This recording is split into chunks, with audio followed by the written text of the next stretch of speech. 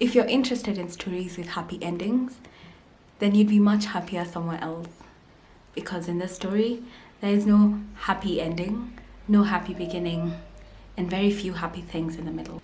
If you're interested in stories with happy beginnings, happy endings, and happy middles, then you'd be much happier somewhere else. I would advise you to click out of this video, for you have no such obligation of telling the story that I'm about to tell. 1, 2, 3, funky.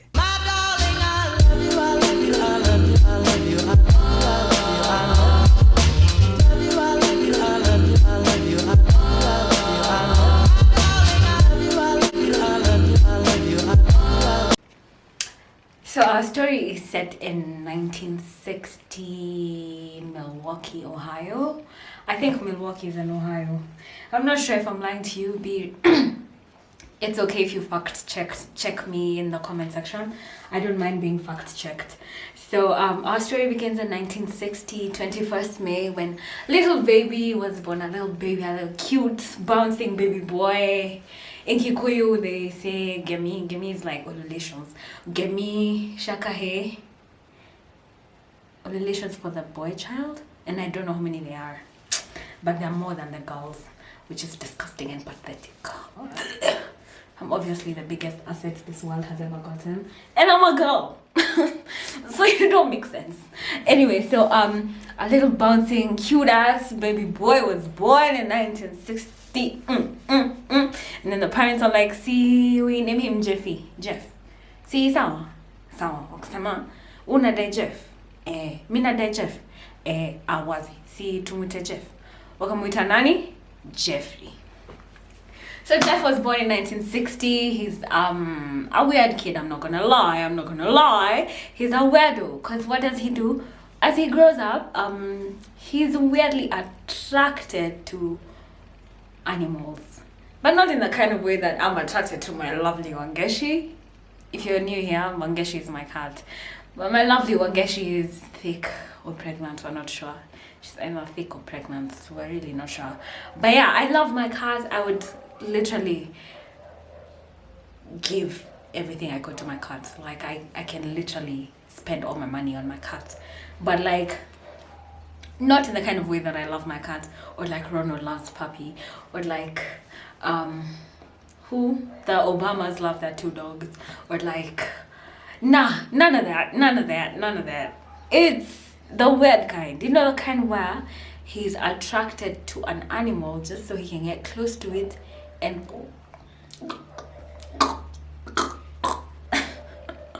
and kill it. So he'd kill first. He'd collect roadkill on the road. As a kid, he's a weirdo. Like he a little weird kid. So he goes out to the street one day and he comes across roadkill. Excuse me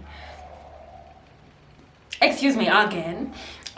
He goes out to the street and then he finds like an animal that was ran over, and he comes home with it. Guy, there's a cheesy. Imagine your baby coming home and finding your kid came back home with a dead animal from the street, and he wants to split it open just so he can check inside. But his parents didn't know. He was doing this behind their back, and like sometimes he'd take like neighbors' cats,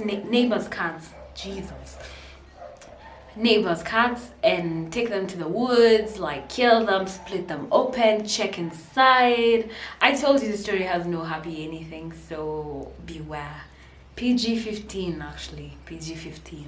And he takes them to the woods, he cuts them up open, splits them open, checks inside, does weird things in it, just like checks its bones. I think the first animal he saw dead was a squirrel, and he like checked through the bones and everything. He was just very curious.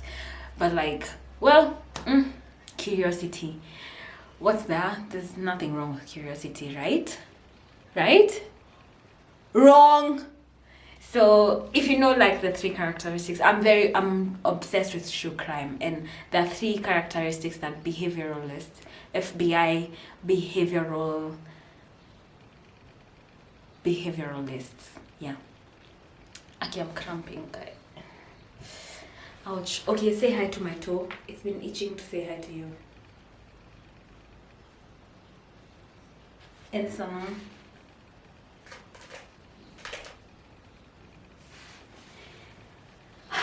Yeah, say hi to my toes. Anyway, so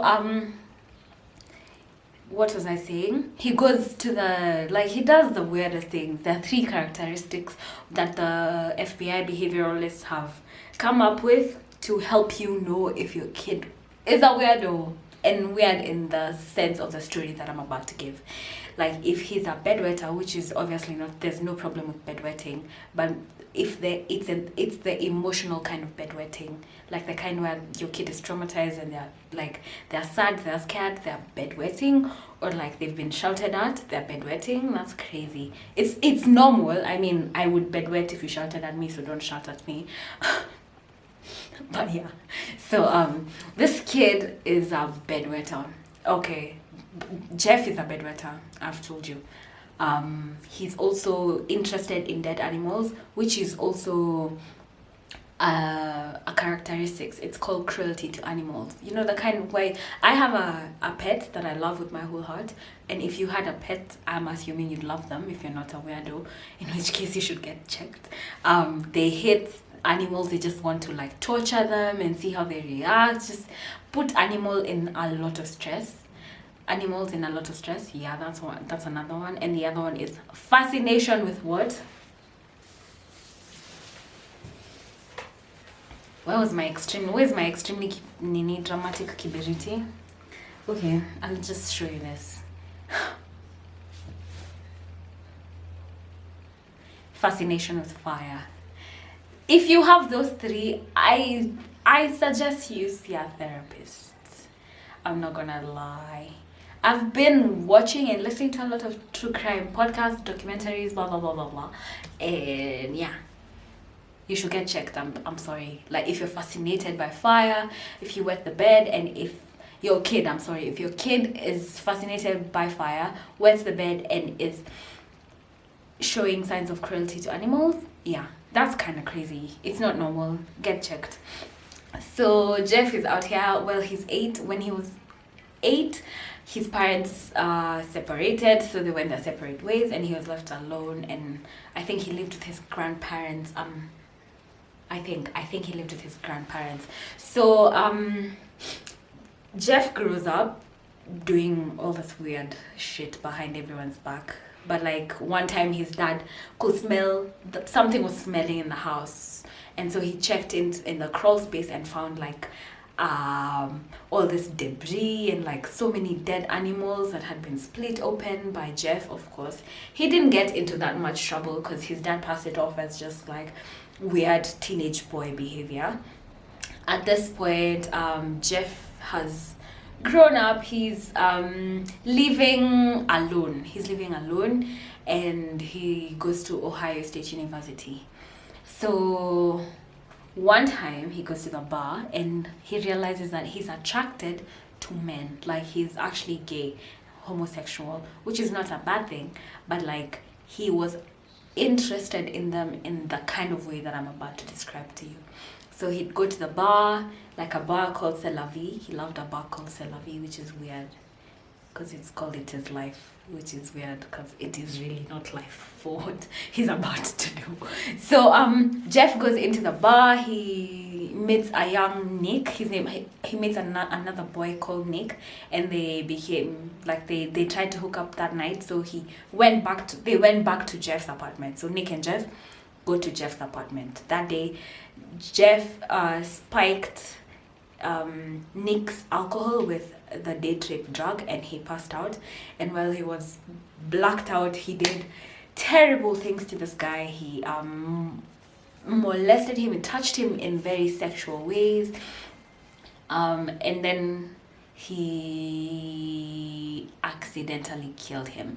This first murder was actually accidental. He killed Nick accidentally, but either way he killed him. Instead of coming forward to the cops and saying what the hell happened, Ebo, guess what this guy does? That's right, you can't. He takes this guy to the tub where he dismembers him, packs it in like trash bags, and loads him into the loads him into the car. Oh my god, Ka, ba, A, B, C, D, da. Oh my god. Am I a rapper? Someone sign me. Okay, no, that was really good. Someone sign me to their label. Anyway, so when he loads it, like he loads him to the car, to his car, and then drives off to look for a place suitable enough for him to dispose of the body, or the pieces of the body that he just dismembered, which is pretty weird. Like, how do you have, well, I don't know, maybe he had like experience from the animals he'd been cutting up while he was a kid. This is 1978 when Jeff committed his first murder. While he was driving, let me tell you a little side story. While he was driving towards the place where he thought he was gonna dispose of the body, he came across a cop. Like there was a police officer, and so the cop was driving behind him. You know how in movies cops drive behind cars in the US because they've made a traffic offense. In Kenya they can only run after you. Oh, what do I say? Anyway, so he is stopped and flagged down. He's flagged down by a cop through like the siren and everything. There's a cop following him and everything. And then he parks by the roadside. And this guy, the cop is like, hey, what's up, Jeff? What's going on? License, registration, blah, blah. That's what they asked for. And then he writes down a ticket for him. Do you know why? Because this guy had made a minor traffic offense. I think because he was like nervous driving around with a dead body in his car, which he had dismembered. It's so weird. That's so weird. Oh my god, that's so weird. Anyway, that was 1978, and at that point he got away with it. Like, that cop let him go without checking through his car. Now, if you ever feel bad that something happened in your life, like my dad was telling me how one time he doesn't give people way while he's driving, like while they're walking, pedestrians, especially if there's like, it's a two-way, it's called a one-way, where there are two lanes where cars are going the same way. It's called a one-way. I remember because it's ironic that it's a one-way and there are two ways to the same direction. It makes no sense. Anyway, it's a one-way, so my dad doesn't give way because he says that he once saw someone be given way, like a pregnant woman. He told me, like, a pregnant woman was given way by, like, say there are two cars, so this woman is here, this driver has given her way, but he didn't check to see if there was another car here. So like, this pregnant woman got hit by this car, and like, I can imagine how this driver feels, and like what he must be feeling. Like, he must be going through so much self-loath, and just, he was trying to do the right thing, but that led to, it's just tragic because the lady died and everything. It's sad. Anyway, what I'm saying is, like, can you imagine that guilt? I don't think it can be measured to the guilt that the cop must feel right now, knowing that he let Jeff go. Jeff goes, he destroys, he like gets rid of the body, throws it in the forest, blah blah blah blah, then goes back home and chills, relaxes, sit back, relax, and enjoys. He chills and he waits and he waits and he waits and he waits. No one's looking for Nick, the guy he killed. No one's looking for Nick. There are no newspaper ads. No one's talking about him leaving or anything. But also in the 70s, there was a lot of discrimination against homosexuals and gay people. Members of the LGBT, they were really discriminated against. But they were open. They were out in the open a lot. But it was illegal, I guess. Yeah, I think it was illegal. So, what does Jeff feel out of this? A weird sense of attraction towards killing. He feels like he can get away with it. He feels like he can regularly do it. He can just indulge in this, which is a bad thing. Do not indulge. Make good decisions. Do not do this. It's not okay. But he chills, and then he just relaxes for like a couple of years, and he waits, I think 9 years, please fact check me, but he waits 9 or 8 years before he kills the next person. Now this goes on to like, he waited 1978, that was his first murder. He waited like, say, 9 years. Let's say his next murder was 1987. And so in 1987, he he does the same thing basically, but this time he doesn't do it. He doesn't take the man back to his apartment. He takes him to a hotel room, which he constantly paid for. Like, that became his room. He'd always go there. He'd always pay for that room. That was his room, basically. And it was room number 213, which is so weird to me, because yesterday, I swear to God, before I even did research on the story, I went to buy avocados. Like, I checked through. I live in a building, like an apartment complex with students and student accommodation, and so I wanted to buy avocados. So I looked through the group and I see who sells avocados, and guess what room number it was? 213. I didn't think anything of it, obviously, because it's 213 and I have no prior knowledge of this. So when I go to room 213, it's a room in a corner, like at the end of the street, and it's really dark. Like, I was creeped out because I remember I switched on my torch. Then I come back to my place and I'm researching through the story, and I realized that he used to be in room 213. So I don't know what to say, really. I do not subscribe, that's all I'm saying. That's some spooky coincidence. So why would that? It's weird. That's all I'm saying. It's really weird. Anyway, so Jeffrey, his name is actually Jeffrey.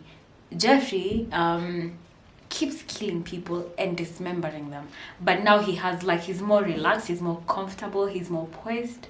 Like, he knows that he got away with his first murder, so he feels like he can get away with more murders, so he starts killing more, and like, he's getting comfortable with these people that he's killing, and he's very intrigued by the body of the people that he is with. And so he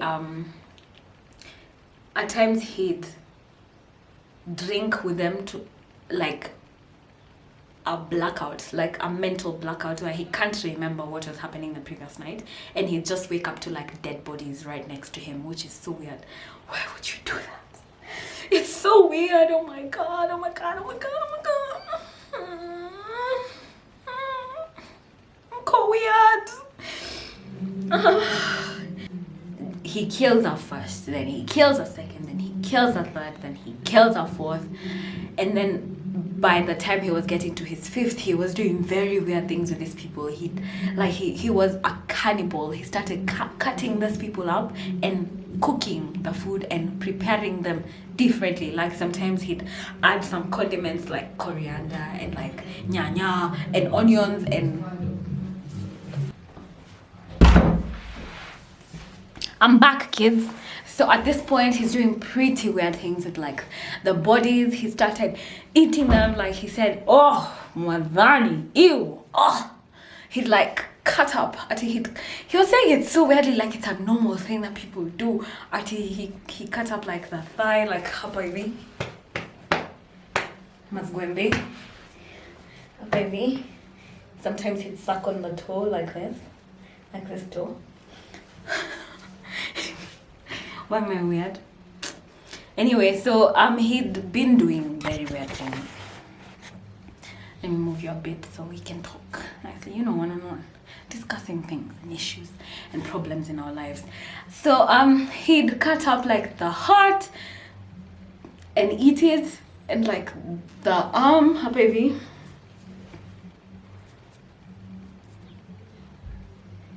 Hapo hivyo. Alafu he'd cut, like, the thigh, then the mazgwembe, and then he'd eat them, and that was very weird. So, and then not just cannibalism, this guy was a necrophiliac, which means that he would engage in sexual acts and activities with his victims, which is both very... What's wrong with this guy? Like, is he going to kill me? Me gonna stress. Anyway, so by the time he got to his fifth, he was getting a little chilled, a little laid back with how he'd kill people, still with the, like, overdosing them with everything, like overdosing them with the day trip drug, I think, and then he'd just kill them. But by the fifth, now he wanted to keep him alive a bit. Like, he'd given him the day trip drug, and then he chilled just a bit. Like, he didn't kill him. He didn't give him the dosage that he would normally give other people, so that he would make sure that they're dead. He would just... This story is so morbid. He would just, like... He's just weird. Just know he's weird. He'd engage in sexual activity with this guy, but he didn't give him the dosage that was enough to kill him. And then he went to work. He was working, so during the day he'd leave and then go to work and then come back if he had left someone in the hotel room. So when he came back that day, he found that his 5th victim had made an escape and ran for his life. Well, I can imagine. Can you imagine how fast he must have run? Anyway, so this guy goes and then he snitches on him to the cops, obviously, as everyone should. If you know anyone who's doing very bad things, you should obviously snitch. Snitches don't get stitches in this case. You should definitely tell on that person. So he says how...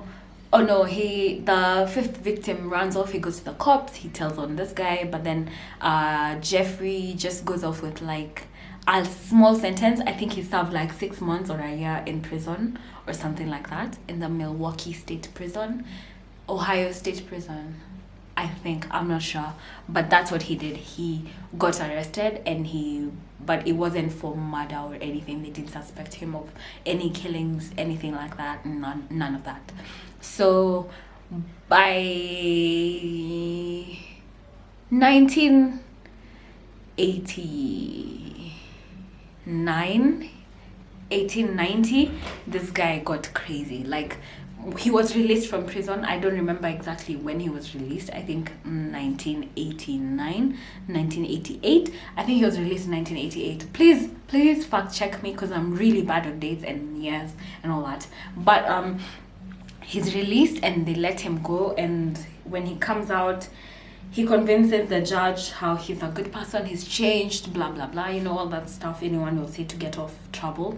And that's what he said. So he got off trouble. He had like a parole officer, yeah, that's what they're called, a parole officer who never came to his apartment, who never checked anything. Like, they just let him go, for being honest, at this point.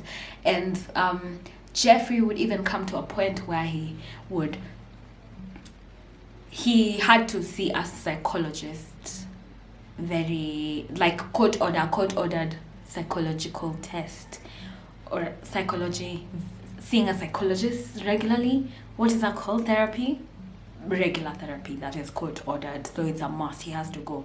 So like, he would probably come off like a weekend where he'd been killing people between days or between weeks, like between like 2 weeks or between a couple of days, and then he'd come back and show up and just go and convince a psychologist that he's fine. And he passed off as sane, like they didn't think he was crazy or anything, and he was normal. They just said he was normal, that's it. So soon after, he stopped going for psychology, and so he became so good at fooling others. And like, he was such a happy-go-lucky guy. He was calm, poised, nice, you know, those guys who, when you talk to, you wouldn't even suspect them of anything.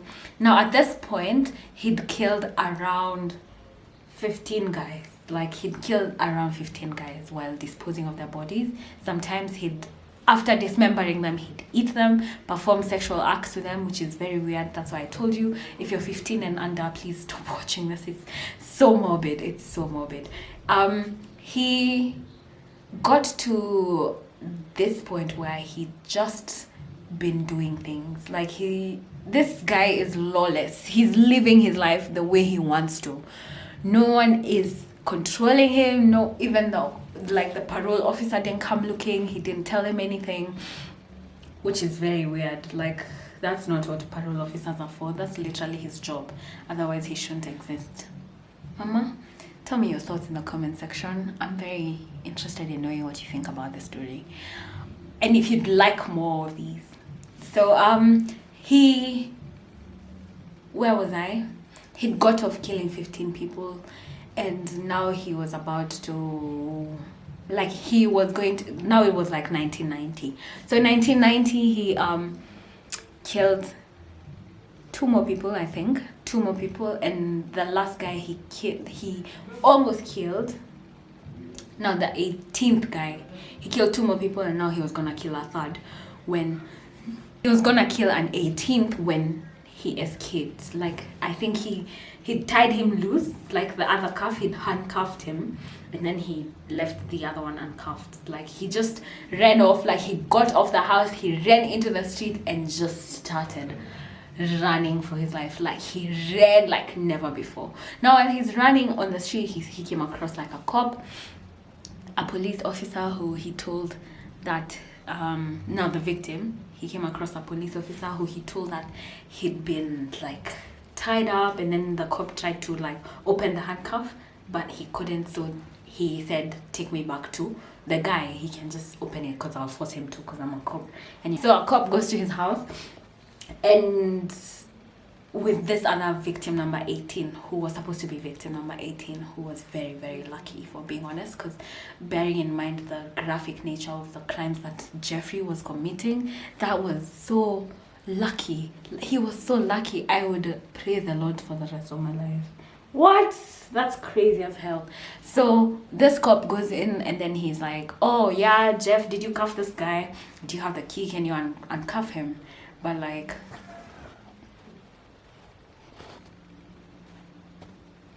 let me focus. Why is it not focusing?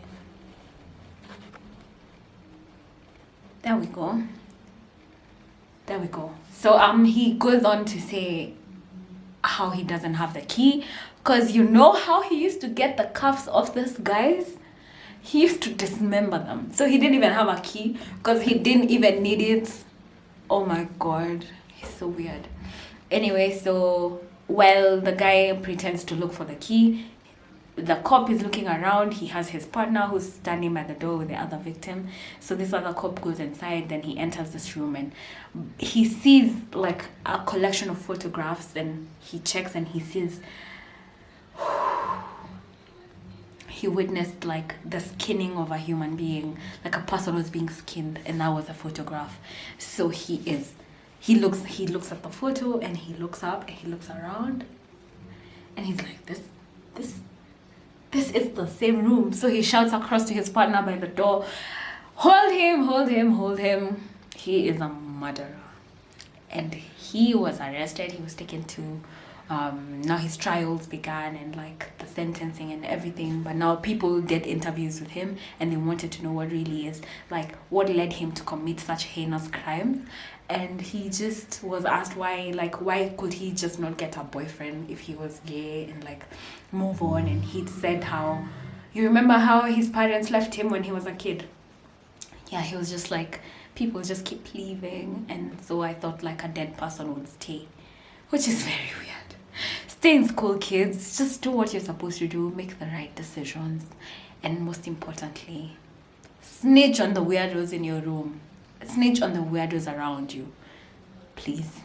You'd rather be the weird person who's very uncomfortable with other people and telling on them, than the person who was uncomfortable and decided to pass it off, probably be nice, and ended up in Jeffrey Dahmer's bathtub. This guy's name is actually Jeffrey Dahmer, and he wasn't sentenced to death. Actually, he was sentenced to like 900 years in prison plus 10 years, I think.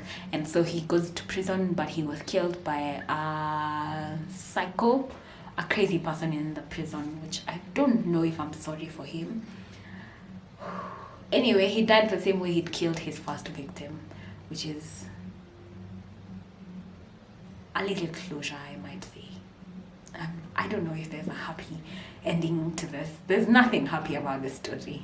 Thank you for watching. Please be sure to be back again next Monday for Morbid videos, Morbid Mondays. This is Morbid Monday video 1. It's a series that I've started because I'm very fascinated by true crime. Please be sure to be back again next Monday to watch another interesting video on another interesting true crime story. I love you guys. Subscribe. Okay, bye. 1, 2, 3, funky.